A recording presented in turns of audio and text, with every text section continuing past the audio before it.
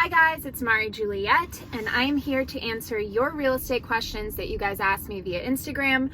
And these are questions that I get asked all the time. So I want to answer them for you in this format so that you can refer back to this. So the reason why I started real estate, this is probably the question that I get the most, is that I got my real estate license just to have it while I was doing medical device sales. I did that for 3 years. And I quit my job to start a new position as a surgical sales rep. And in the process of onboarding, there was a huge layoff. So of course, I was the last to join, the first to leave. So I was forced to go into real estate right away because I didn't have a lot of savings, prepared for being laid off. So I started real estate right away. Right when I found out that I had lost that job, I got into it, guns blazing. And that is one of the first questions. So the first question is, how much money do you need to start? I started with about $10,000 in savings. Most people want to start with about 3 to 6 months of, at least covering 3 to 6 months of your expenses so that you can do it full time and put your all into it. I do think it's important to do real estate full time. You can obviously start part-time like I did for a few months, but you'll find that the returns that you get and the commissions that you make are so worth doing it full-time, 100% real estate and nothing else. So you can definitely do it part-time, but to be really successful, you need to dedicate pretty much every single day of your life to it. Someone asked, I'm only 20, is that too young? I started real estate when I was 23. I don't think it's too young. I think age is really just a number. I think it depends on your maturity level. So let's say I wanted to start real estate when I was 18, which I actually did. But I didn't think that I was, mature enough to handle it. I was still partying, still like being a kid, going out. And once I stopped doing all of those things, I felt like I was really ready to commit my time to this career, because especially the first 2 years, you need to commit every day to the business. So if you feel like you're mature enough to do that and you're mature enough to handle dealing with clients on a day-to-day basis, this is a serious job. It's somebody's home and somebody's, whether you're representing the seller or the buyer, it's very important that you remain professional and have the maturity to do that. However, I don't think that being young will hold you back as an agent, and here's why. So when I got my license, I was very concerned. I was like, there's people that have been doing this for 50 years, 40 years, people that kill it in my neighborhood. How can I compete? And I decided to look inside myself and say, what are the positives of being young in this industry? You have more energy, you are able to go door to door, no problem, and you can always be on point. You're young, you have a ton of energy, and you need that in this business. And younger people are better with their online presence and their social media, which is also proven to be very effective as far as marketing for your business. So it's super important to understand that although somebody might have much more experience than you do, there are clients who are going to give a younger person a chance over somebody that has a successful built-up business, because they just want to give the younger person a chance. So remember that there are positives to being young in this industry, and you can be really successful as a young agent. Study tips. I get questions about this all the time. Study tips for your exam. It's the same thing as taking an exam in school. I think people don't understand how hard the state exam is, because they think, okay, well, everybody can take their real estate license, anybody can get through the course, but the state exam is a difficult test, and study consistently. I didn't do the week-long course, I did the month-long course. I did it at night after work 3 days a week, and I studied every night. I studied every single day. So just remember that it's just like a college exam, just like a high school exam. It's hard, you have to study. And the best tip, because I see a lot of people do this, a lot of people take their class exam, and then they say, oh, I'm gonna study for 2 weeks and then take my state exam. I took it the next day because it was fresh in my mind. It's not stuff that you're gonna remember, and it's not stuff that you use day to day out in the field. And that's what my course is for, is to learn how to, be successful day to day, how to get clients, how to find the right broker, how to build your business organically, how to use social media. So my course is typically taken after licensing, but a lot of students take it before, just so that they feel more prepared, they feel more confident. And I have gotten a lot of reviews of people who feel like my course has helped them pass their state exam because it motivates them. It's a very motivating course. And I'll answer more questions about the course in a bit. So what would you suggest to someone who's scared to leave a job with a salary? So the things that you need to really look inside yourself and be real with yourself. Don't just tell yourself what you want to hear. Are you a self-starter? Are you very driven and competitive? Do you want to be the best? Do you want to be do you want to make $300,000, $400,000, $500,000 a year? It's capless. So if that's what's in your brain and you're in your 9-to-5 or you're in your salaried position thinking there's a ceiling here and I'm never going to break through this ceiling because there's no opportunity, I kind of felt like that. Even though medical sales is mostly commission based, I still felt like there was a ceiling. Real estate, there is no ceiling. So if you are working a salaried full-time job, try it part-time for a few weeks or for a few months, but trust me, you're going to want to work in real estate full-time.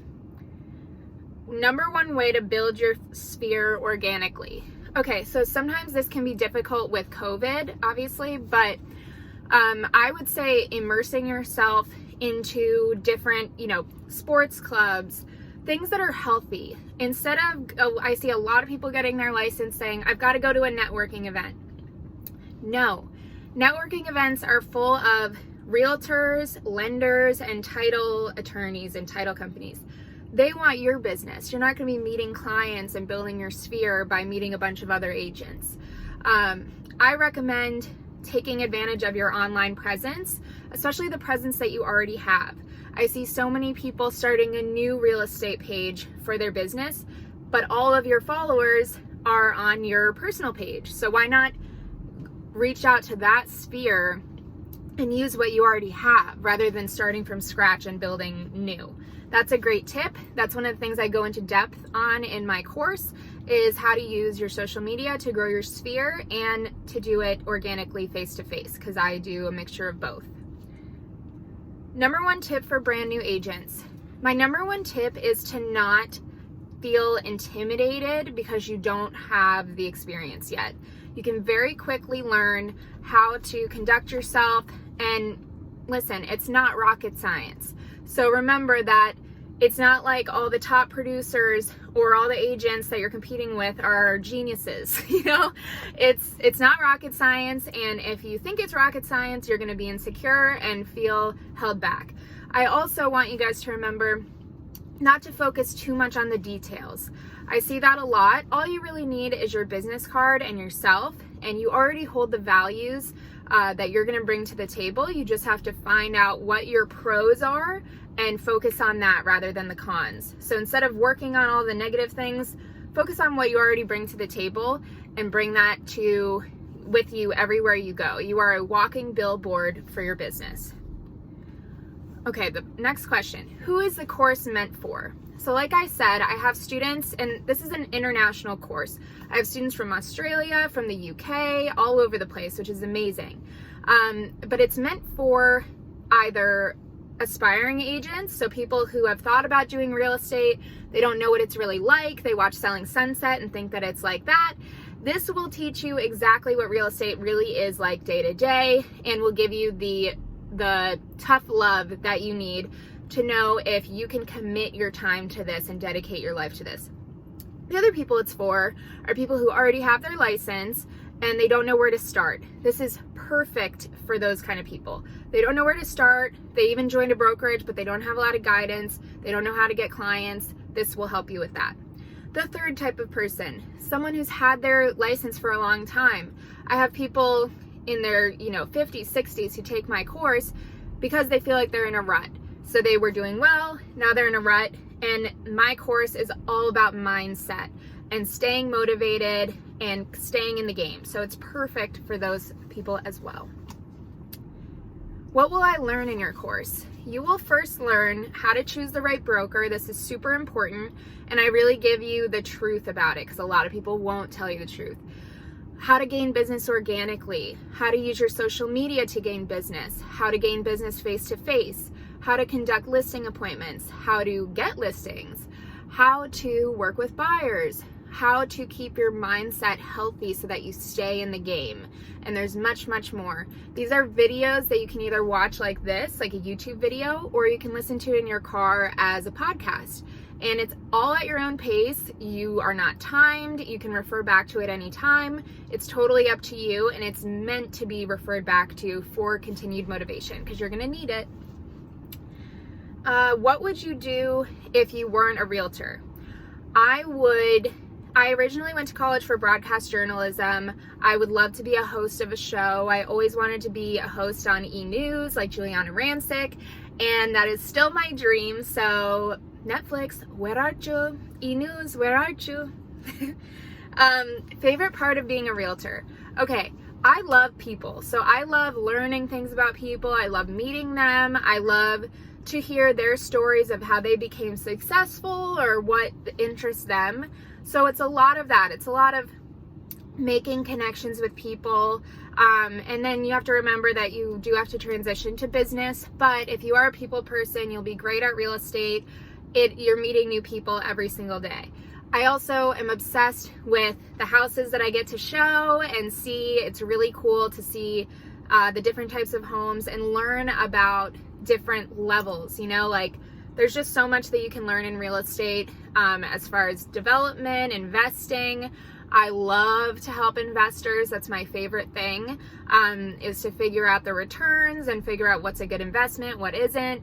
I just love that stuff. So there's a lot of good things to love about real estate. And I'd say the number one thing is the autonomy. If you aren't working with a team and you're working on your own, I just love being able to be my own boss and make my own schedule and just do my own thing without answering to people. The only people you're really answering to are your clients. Those are your bosses. One thing I wish I knew before doing real estate. I guess in the beginning, I wish that I had like a course like mine, honestly, to tell me that it's normal when things fall through or things don't work out the way that you planned, and that it happens to everybody.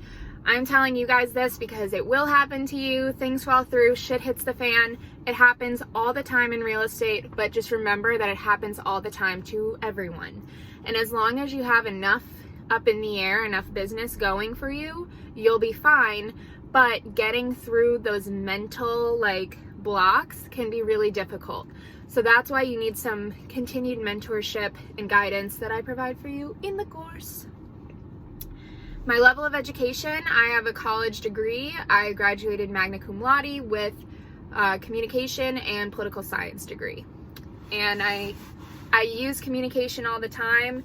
I was just saying the other day that I think people don't understand how important a communications degree can be, because it really does give you those social skills and gives you the confidence to be able to communicate well and sell very well.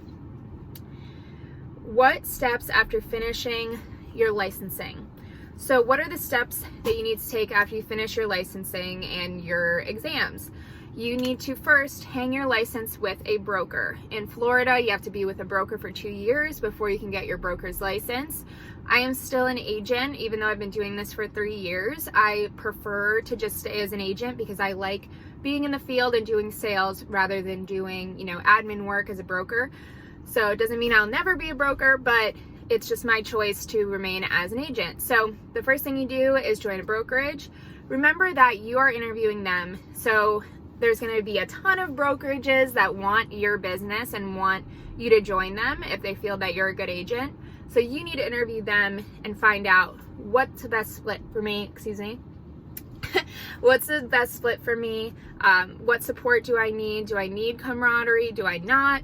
It's going to be different for everybody. So I go into that in depth in my course. It is 25% off right now using the code NYE. And I'm so excited for all the people that have joined already. And I hope that you guys love it. I have course reviews on my Instagram highlights, so you can check them out there. Thank you guys for watching, and if you have any other questions, you can always shoot me a DM, and thanks. Bye.